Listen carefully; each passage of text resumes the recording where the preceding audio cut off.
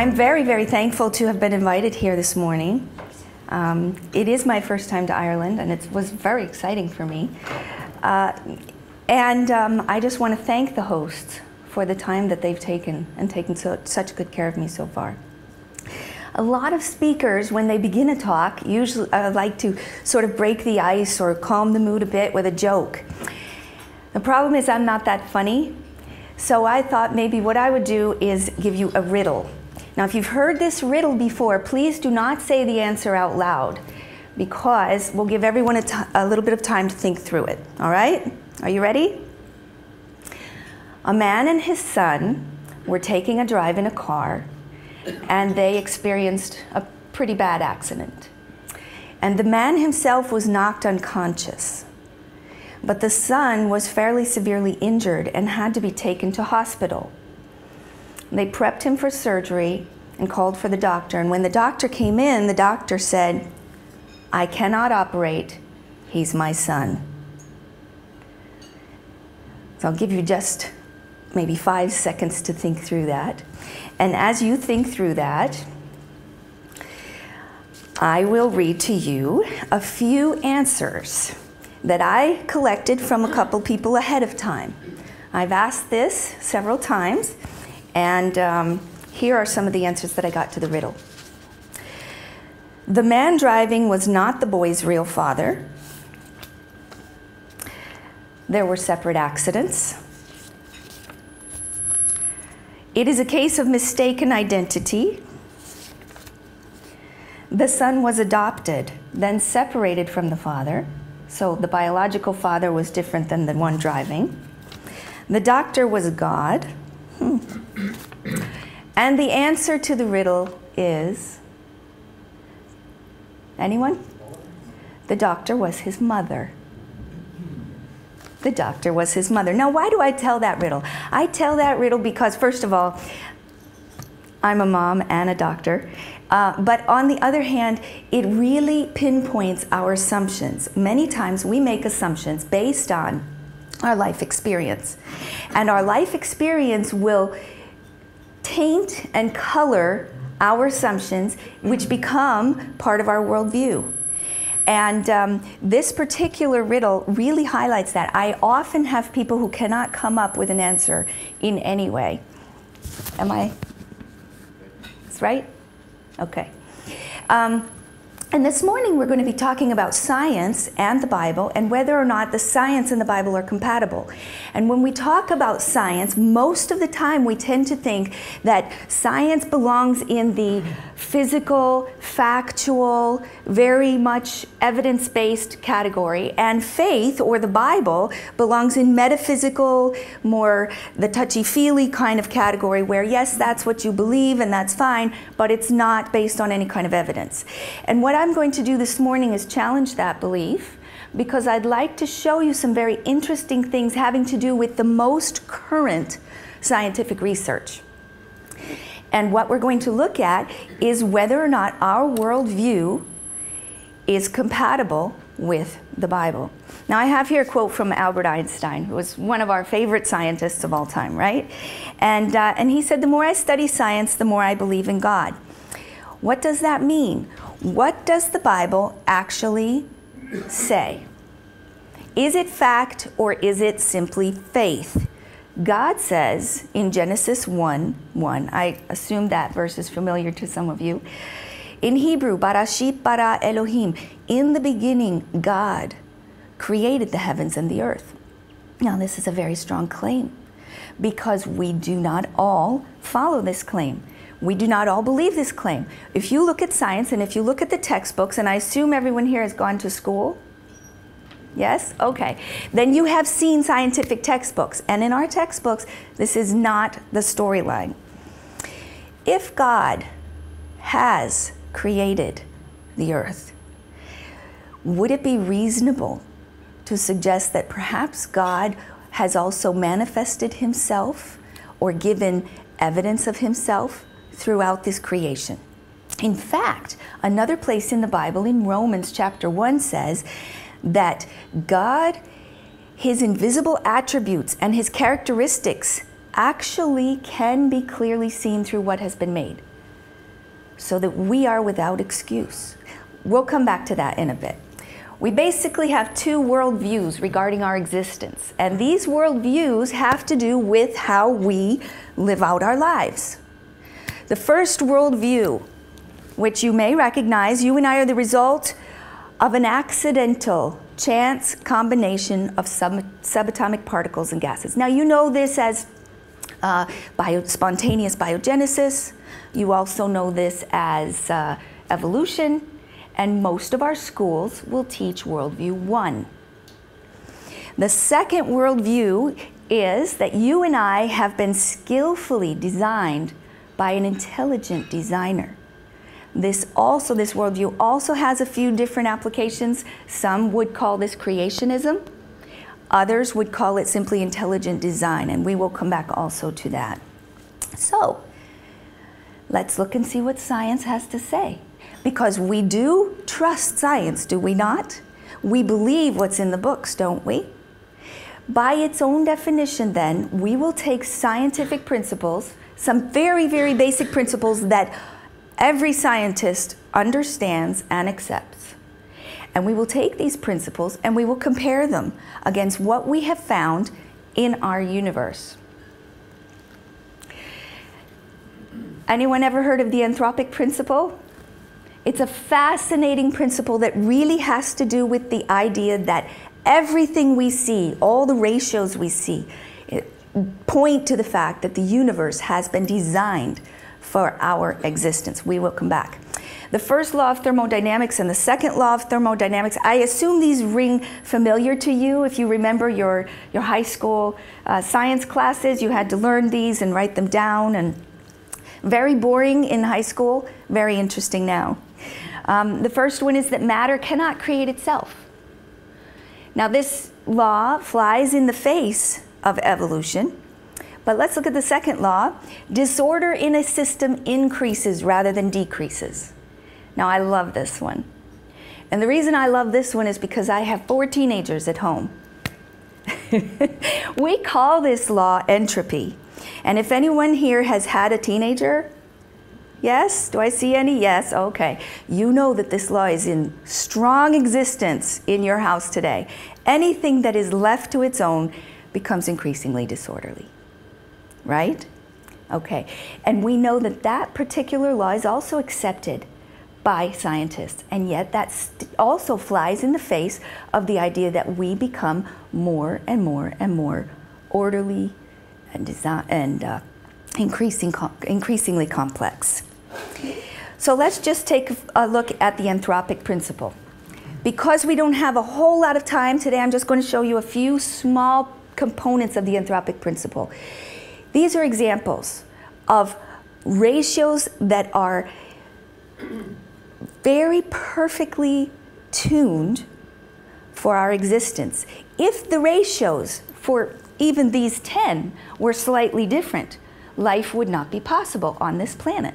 The oxygen levels, the carbon dioxide levels, we know, science knows that these are finely tuned to our existence. Gravitational force. If the gravitational force were stronger, life could not exist. If the gravitational force were weaker, life could not exist.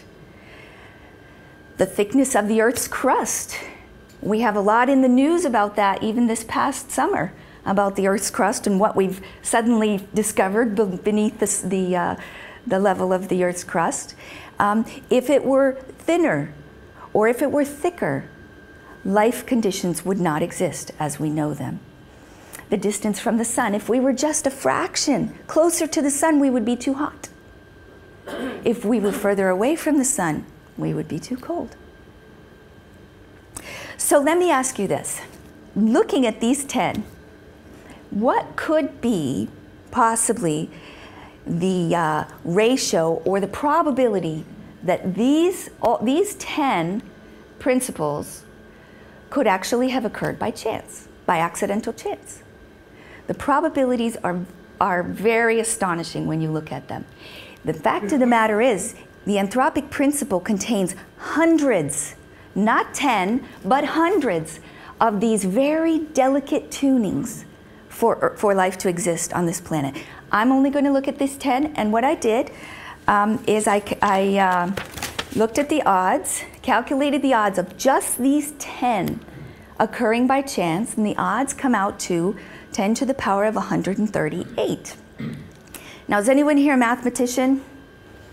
No, or you won't admit to it? 10 to the power of 138, that's a lot of zeros. And why is that significant? Who cares, right? It's significant because within the field of science, we actually have specific definitions as to probability and ratios. 10 to the power of 50 is considered by science to be absurd. Anything above 10 to the power of 50 is by their own definition absurd. We only have in our entire universe, if you take the atoms in the universe and count them up, we only have 10 to the power of 66. And that's not even the subatomic particles. So when you're talking about a ratio this big, get serious. Get serious. There's no way those 10 finely tuned ratios could have happened by chance, by science's own definition. Well, what does that tell us? Physicist Paul Davies says, there's for me powerful evidence that there's something going on behind it all. It seems as though somebody has fine-tuned nature's numbers to make the universe. The impression of design is overwhelming. And I want to say, no kidding. The impression of design is overwhelming. Some of you may know Fred Hoyle, who's a mathematician and astronomer. And he says the common sense interpretation, just a common sense layperson interpretation of the facts, suggests that a super intellect has monkeyed with physics, as well as chemistry and biology. And there are no blind forces worth speaking about in nature. The numbers that we calculate, as you saw, from these facts seem to me so overwhelming as to put this conclusion almost beyond question. The design factor simply of one scientific law, the anthropic principle, are enormous. Enormous.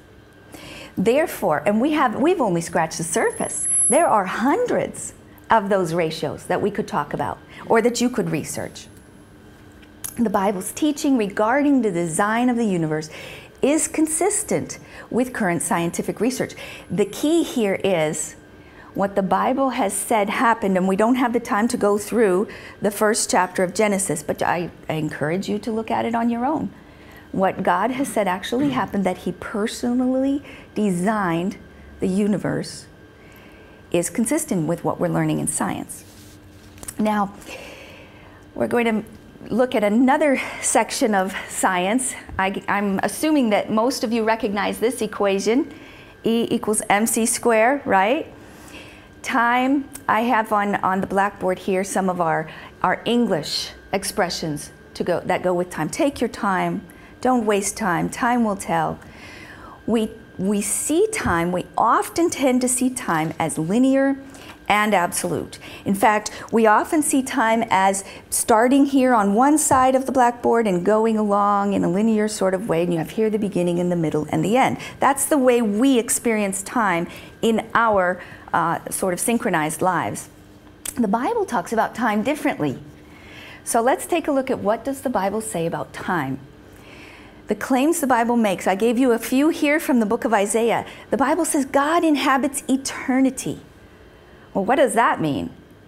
That means that somehow God is not inside time, but how could this be? It also says God declares the end already from the beginning. Now, this is a very strong claim, because in order to declare the end, God must already know the end. How can this be? And in Isaiah 48, God actually claims to have announced the future in order to show who He is as God. This is one of His claims to being a sovereign God. We have also another very, very beautiful verse in Ecclesiastes. It's a small book in the Old Testament where it says, God has made everything beautiful in its time. He has also put eternity into our hearts. This means your heart, Eternity has been put into your heart. Why? Without which mankind will not discover the work which God has done from the beginning to the end. So there must be something inside of us that has a sense of eternity. Okay, let's take a look at this. What have we learned about time? The greatest discovery of the 20th century, right? Time is physical. Now, of course, that doesn't seem to make sense to us. We can't think of time as physical, but as a matter of fact, time is as physical as, in a sense, as this table, as this podium. You say, well, what does that mean? That doesn't make, how could time be physical? Well, we know, because of Einstein's work and other excellent scientists, we know that time actually varies with mass, acceleration, and gravity. So the faster you go and the higher you go, time ticks differently. Fascinating. To our minds, that doesn't make a lot of sense. But to a physicist who's actually done experimentation and who can actually show us the results of the experimentation, it makes all the sense in the world. So you may have heard of, some of you may have heard of the twin astronauts. This is sort of a story that physicists like to use, an analogy that they like to use to show how time can vary.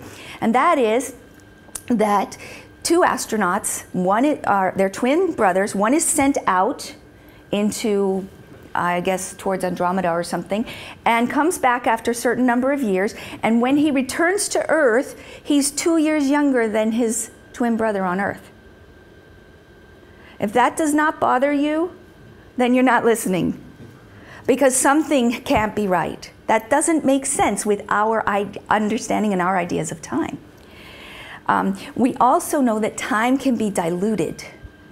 In fact, if you look at some of the cutting-edge scientific journals today, a lot of the articles have to do with the dilution of time and whether or not even the speed of light could even be slowing down. But when we talk about time like this, it always reminds me, I'm indebted to Chuck Missler for this analogy, but it always reminds me of this time travel paradox. Now, some of you may be science fiction readers. You might like to read certain Hitchhiker, Galaxy, those kinds of things. One of the most convoluted stories that I have ever read was written by Robert Heinlein. Some of you may have heard of Robert Heinlein, and this is a short story about time and the dilution of time. So listen carefully, see if you can follow this. A baby girl is mysteriously dropped off at an orphanage in Cleveland in 1945. Jane grows up lonely and dejected, not knowing who her parents are, until one day in 1963, she is strangely attracted to a drifter. She falls in love with him. But just when things are finally looking up for Jane, a series of disasters strike. First, she becomes pregnant by the drifter, who then disappears. Second, during the complicated delivery, doctors find that Jane has both sets of organs, and to save her life, they are forced to surgically convert a her to a him. And finally, a mysterious stranger kidnaps the baby from the delivery room. Reeling from these disasters, rejected by society and scorned by fate, he becomes a drunkard and a drifter. Not only has Jane lost her parents and her lover, but he's lost his only child as well. Years later, in 1970, he stumbles into a lonely bar called Pop's Place and spills out his pathetic story to an elderly bartender. The sympathetic bartender offers the drifter the chance to avenge the stranger who left her pregnant and abandoned, on the condition that he join the Time Travelers Corps. Both of them enter a time machine, and the bartender drops off the drifter in 1963. The drifter is strangely attracted to a young orphan woman who subsequently becomes pregnant. The bartender then goes forward 9 months, kidnaps the baby girl from the hospital, and drops off the baby in an orphanage back in 1945. Then, the bartender drops off the thoroughly confused drifter in 1985 to enlist in the Time Travelers Corps. The drifter eventually gets his life together, becomes a respected and elderly member of the Time Travelers Corps, and then disguises himself as a bartender, and he has his most difficult mission, a date with destiny, meeting a certain drifter at Pop's Place in 1970. The question is, who is Jane's mother, father, grandfather, grandmother, son, daughter, granddaughter, and grandson. The girl, the drifter, the bartender, of course, are all the same person. Now, these paradoxes can make your head spin. She's actually an entire family tree all to herself. But this sort of play with literature is really possible because of the scientific discoveries that we've made over the last decades. And you may have even seen some of these, their movies. Denzel Washington did a movie recently where he went back a couple of days back in time and saved, the good guys saved the girl. And, all of these movies, all of these time warps are really an embodiment of what we've discovered about time. So the question is, the Bible has said God is outside of time. And is that possible? Well, as a matter of fact, it's physically possible. Based on current scientific research, it's physically possible for God. This really takes away a lot of our paradoxes, by the way. The free will versus fate. All of these paradoxes can disappear when you realize that time is physical. God can simply look from above and see the entire spectrum. There is a nuclear physicist I believe he's in Jerusalem, Dr. Jerry Schroeder. He wrote a book called Genesis and the Big Bang, and his idea was to unite what he sees in science with the story of creation. And he actually used studies that have measured the boundaries of our universe, which is good news for us. If it's been measured, then we can actually take measurements and extrapolate outwards. If you put a clock out at the boundary of the universe, say, I don't know, 15 billion years away, and you put a clock on the surface of the Earth, remember our analogy with the astronauts. The clocks tick differently. So 15 billion years at the boundary of the universe is what on the surface of the Earth? 6 days. Now, this is conjecture. However, the dilution of time makes this kind of experiment possible. If we had not understood the nature of time, we would not have understood that the Bible's teaching regarding the nature of time is very consistent with our current scientific research.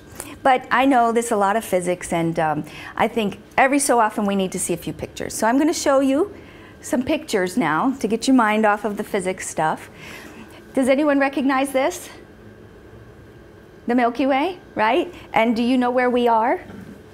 We're fairly insignificantly placed right about here somewhere. Okay, so we're not that big. The Milky Way, yes, and it's a beautiful, beautiful cluster. This particular cluster is called the MI9. I actually wanted to show it to you because of the colors and the beauty of the universe. Now, these photos were taken by NASA, and if you look on their website, you can track all of these photos. Very fantastic and beautiful evidence of just colorful, creative beauty all throughout the universe. But what's the point? We said earlier that if God had created the universe, that perhaps he would put maybe his fingerprint here and his fingerprint there. Would we see evidence, like Romans 1 says? We can see evidence. Well, this particular one is Andromeda. It's also called the M31. I don't know where they came up with these names. And this particular galaxy is called the Whirlpool Galaxy, and it's considered to be the darling of astronomy. Astronomers love it because of its beauty, and NASA was taking, they have the Hubble telescope, and it's out there taking continual pictures, and all these little pixels are coming back slowly but surely down to Earth, and they asked the telescope to take a picture of the center of the Whirlpool Galaxy. What do you suppose they saw? When the picture came back, they were amazed. They saw a cross-like structure, which is a very beautiful, but also quite interesting center of the Whirlpool Galaxy. It appears to be a fingerprint of God. But we'll hold that thought. We'll keep on going. We're going to go now from the macro, the giant picture of the universe, down to the small. Now, admittedly, there's no way we can get very, very deep into science in 45 minutes. But we're going to scratch the surface here. So we'll go down to the micro level of science. Is it fact or is it simply faith? God formed man, and girls, you will love this, he fashioned women. Okay? And in Psalm it says, you formed my inward parts. You weaved me together in my mother's womb. I will give thanks to you, for I am fearfully and wonderfully made. This is also a very strong claim. God claims here in the Bible to have made us specifically and to have weaved us. Now the verb in the Hebrew for weaving has to do with, some of you may know, knitting or crocheting. It's a very design-oriented activity. You have a purpose, you have something you're trying to achieve, and it takes intelligence in order to achieve that. So let's take a look at the micro level. Well, the human eye. Some of you may be doctors here. The human eye is probably the most technologically advanced apparatus that we know, beyond contestation. Our immune system, and if we could take actually an entire morning for each one of these factors. DNA, we're going to come back to DNA. All the information that makes up you is stored in one single cell of your body. The simple cell, we're going to look at that, is not that simple. And of course hemoglobin, which is beyond 10 to the power of 650, beyond any rational definition.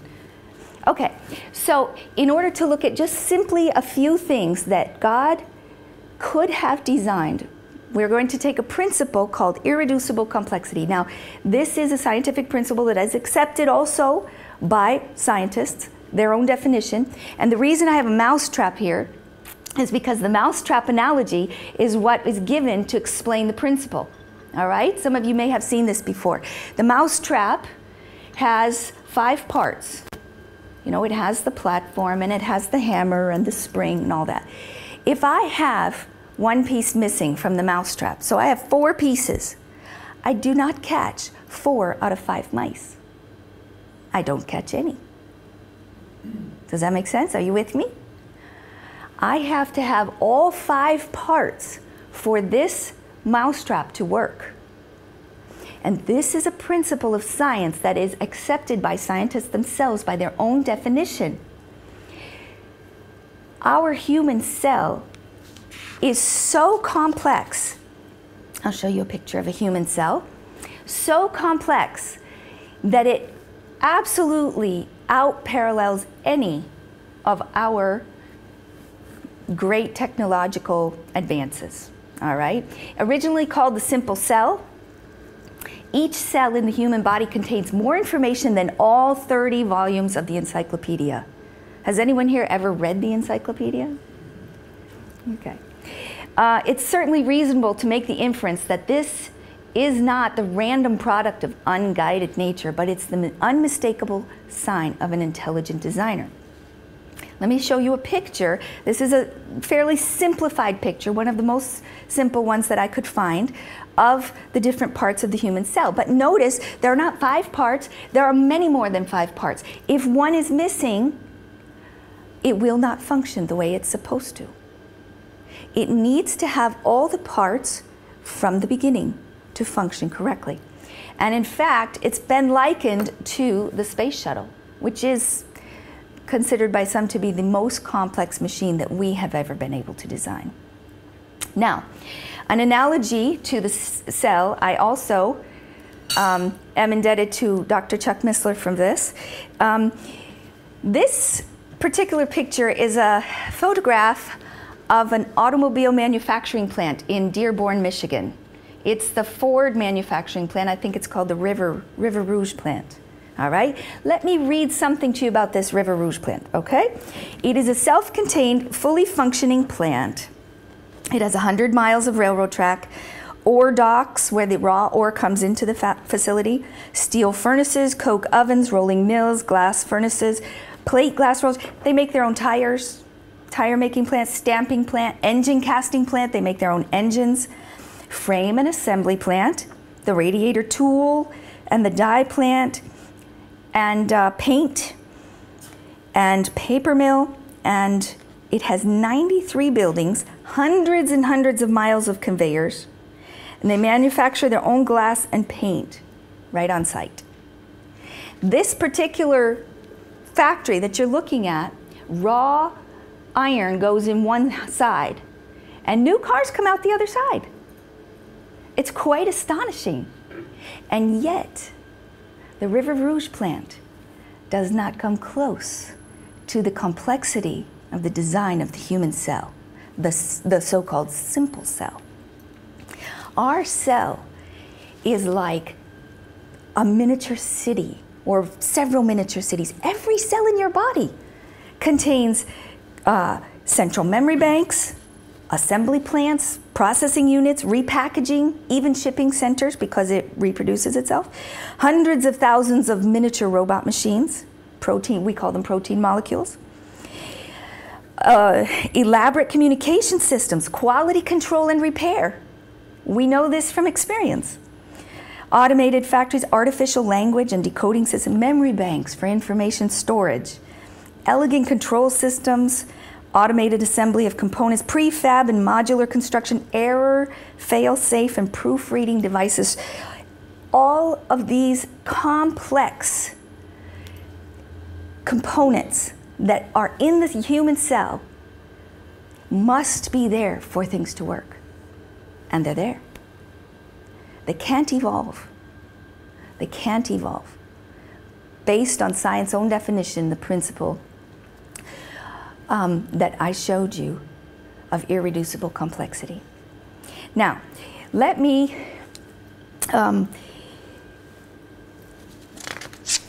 move to one of the most fascinating discoveries of the last few decades.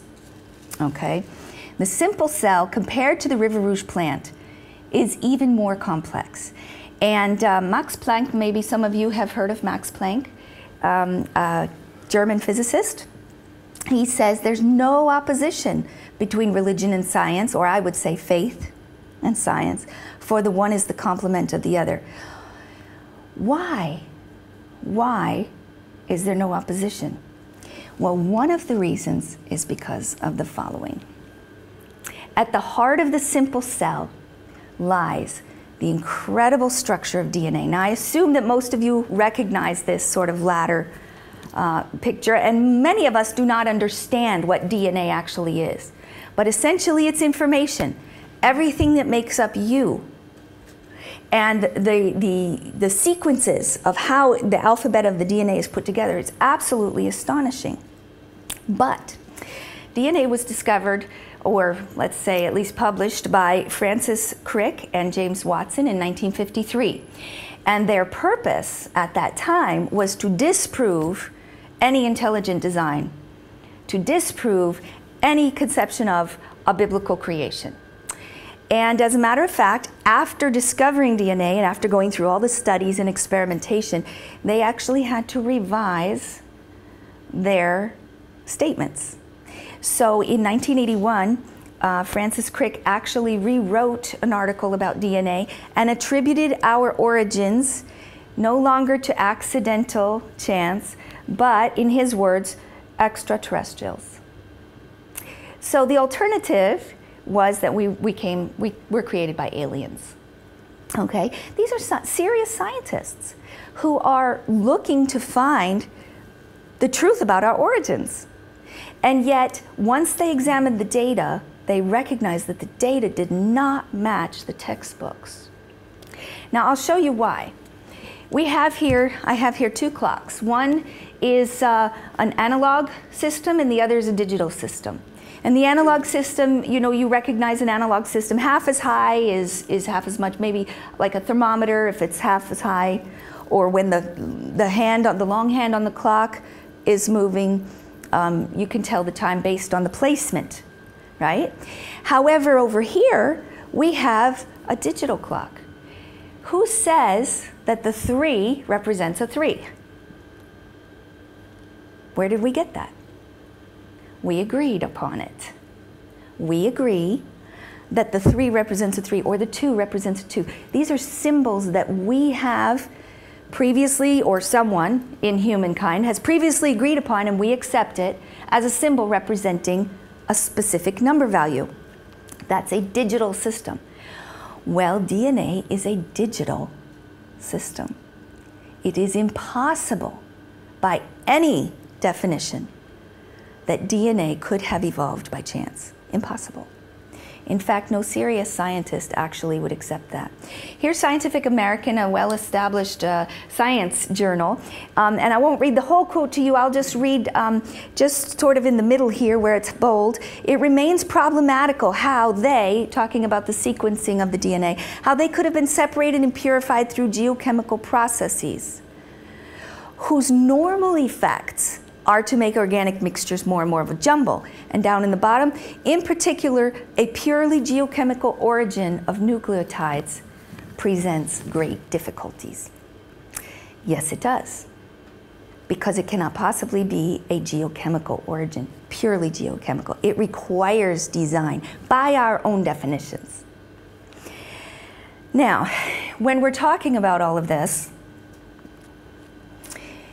we're talking about how God has made some claims in the Bible regarding our existence. And again, we're barely scratching the surface. We only looked at a few principles and a few small ratios so far.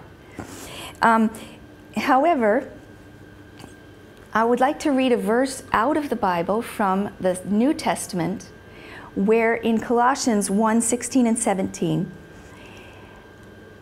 the Bible states, "For by him," meaning Jesus Christ, "all things were created, both in the heavens and on earth, visible and invisible, whether thrones, dominions, rules, or authorities. All things have been created by him and for him." And now I want you to notice what the Bible says here. "And he is before all things, and in him all things hold together." Now that's a very strong claim. The Bible is claiming that in God, God holds things together. If this is true, then we would expect to find some bit of evidence in science to substantiate this claim.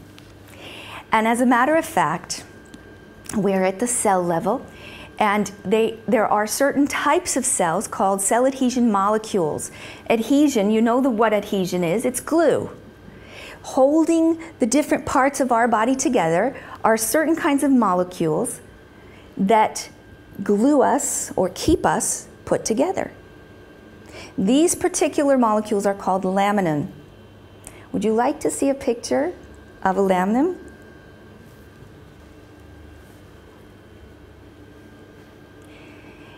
To me, it's a fascinating manifestation of what God has said. In him, all things hold together. Now, this is a 3-strand molecule, and what it actually does, this particular slide came from a secular science journal, as well as this. Here, you see the different layers of tissue, connective tissue, the cell layer, and here is where the lamina occur, and they hold things together.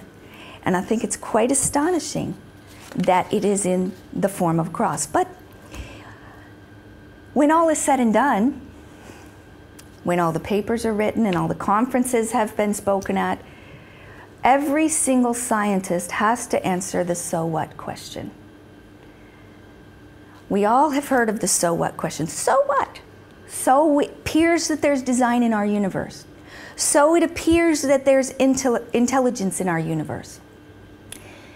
So what? What does that have to do with me? And what does that have to do with you? Well, the fact of the matter is, if the Bible is telling the truth about the design of the universe, then it is possible that the Bible is telling the truth about other factors in human existence. And if that's true, then we're in big trouble. Why are we in big trouble? Because the Bible says every single one of us have sinned. And we have not. We fall short of God's glory. Now that's kind of hard for us to accept, because most of us would say, well, yeah, okay, but I'm not a sinner. I'm a fairly good person, right? Would everyone consider themselves, I'm a good person? Okay, fair enough. Then I'll ask you a couple of questions to see if that's true. Have you ever told a lie? Have you ever stolen anything? Even something small. Or maybe you've stolen time from your employer. Or women often steal one another's reputations through gossip, right? Have you ever looked at a person who is not your spouse with lust? I mean, I'm only going through the basic 10 commandments here. This is God's standard. And if God is who He says He is, if He is who the Bible says He is, then we have a big problem. Because we're going to stand before a Creator, and I have broken every single one of the 10 commandments. I'll be straight out with you, every single one. You say, oh no, what, you've murdered someone? No, I have not physically murdered someone. But Jesus actually explained the 10 commandments in the New Testament. And He says, if you hate someone, that's likened to murder. Then I'm in big trouble, and you're in big trouble. So that's not good news. However, there is news. God is not only a creator, He's a redeemer. And for this, I'm going to turn the so what question to another field of science, one of my favorite fields of science, linguistics, textual analysis. And many times when we think about the Bible, we think, okay, well, it's an old book, it's quite nice, literature or whatever, but it's words on a page. I would argue it is not words on a page. In fact, even something as simple as a genealogy can carry with it gold nuggets, treasure that God is trying to communicate to us. In Genesis chapter 5, you have a genealogy. And normally, you know, I'll be honest, when we get to genealogies, we often skip over them because, you know, who wants to read through all those names? But as a matter of fact, in our societies, we can name people whatever, that's fine. But in Semitic societies, names carry dramatic meanings. And people are named based on circumstances surrounding their life. So let me go through these names, and I'm going to tell you what each one means. And you can, of course, check this out yourself at any time and research this. Adam, I assume you're familiar with Adam, the first man, and his name means man. Okay, that's Seth was his son, and Seth means appointed, to be appointed. Enosh, they were coming to terms with probably the mortality of life, because Enosh means mortal. Mortal. Kenan is a very old Semitic, as well as Arabic, all the Semitic languages, word that has to do with suffering and sorrow. Mahalalel, we have a word in English actually that we get from this name. It's hallelujah. Has to do with praising God. Mahalalel actually means the blessed God. And we've adopted that into some of our services. Jared is a word. Some of you actually may even use this name in society today. We use that name. It means to descend or to come down. And Enoch, anyone familiar with Enoch? He was quite a character. Bible says he actually walked with God. His name means to teach or proclaim. Teaching. Methuselah is a famous sort of guy in the Bible. He was considered to be the oldest. He's the oldest living person ever recorded. And his name means his death will bring.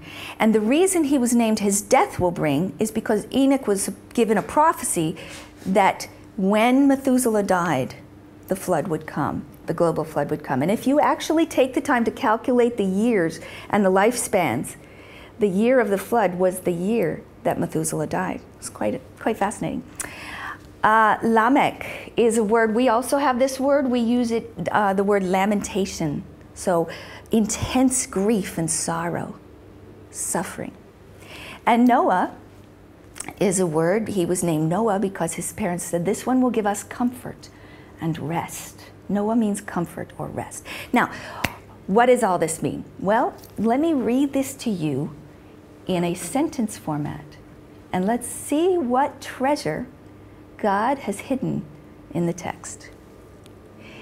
Man is appointed mortal sorrow, but the blessed God shall come down, teaching that his death shall bring the despairing comfort or rest. This is a clear fingerprint of not only a creator, but of a redeemer. One who has not just designed and fashioned this beautiful universe into existence, but who intimately cares about every single one of us in this room. You may say, I don't need God. But the fact of the matter is, God has said he's put eternity in our hearts. He said there will be a longing for him in our lives. And you have the option. We have been fed so much misinformation during our school days and in general society. But current scientific research, and we've really just scratched the surface, but current scientific research points more and more and more towards a direct, intelligent, and loving maker. I'm just going to close with this last verse. One of my favorite verses in the Old Testament is in Isaiah chapter 66. And God makes a claim for himself. He says, for my hand made all these things, declares the Lord. Thus, all these things came into being. But this is the one that God will look to. The one who is humble and contrite of spirit and who trembles at his word. Thank you very much.